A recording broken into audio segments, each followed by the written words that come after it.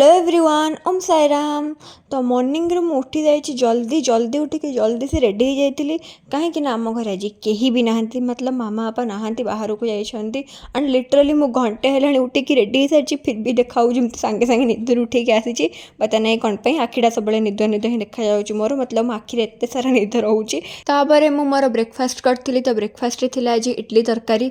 ताको खाई सारिया पर मामा बापा पळै आसतिले दीपर आड़िकी। तापर एपटे मामा जुआड़ी बाहर को जाए सब मो किसी ना किसी तो नहीं आसवाटा आसे। तो से जो मीठा दही आनी मुझे खाईदे कहीं मत लिटरली मीठा दही बहुत ही पसंद। एक्चुअली छोट बेलू ही मत पसंद। खाई सारिया पर मु 2 घंटा शोई पड़ी, मतलब 4टारू शोली उठिली 6टारे। एंड फिर भी मो निद भांगु नाला, बहुत ही कष्ट उठा पड़ा जेहेतु संध्या टाइम हो जाता। तो मामा संध्या देता तो उठा पड़ा। एंड मो बेक अक्का हो जाता, मुझे शोती। तापर मामा मत आने देला टे चा पीवा कहीं मुझे तो कही मो मुंड बिंधा हो बहुत जोर से, बट एत जोर से गरम होता तो पी पाइलिनी ताकू। तापर एपटे बापा आनी देते खाइबा कोबी चॉप। रिग्रेट फिल कर कहीं खाया आनी बोली मैं देखुछी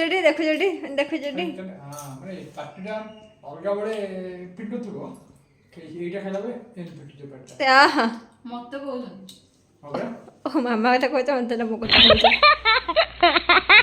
बाबा तो सब सेमती मामा को रोस्ट ही करते। मो चा पी, बट मो पार्टी फुटका हो गला, एत जोर गरम थिला।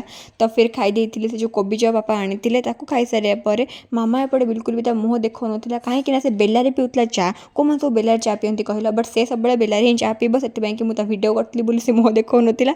तो एपटे मुझे पी देती जूस कहीं सब जूस पीए राति किसी बेस खाया कैनि। आउपटे मोर बहुत जोर से मुंड बिंधा होता। तो से मामा कहीदे टे मुंडे तेल लगेदेवाई, कहीं बहुत दिन है मुंडे तेल भी लगे नी।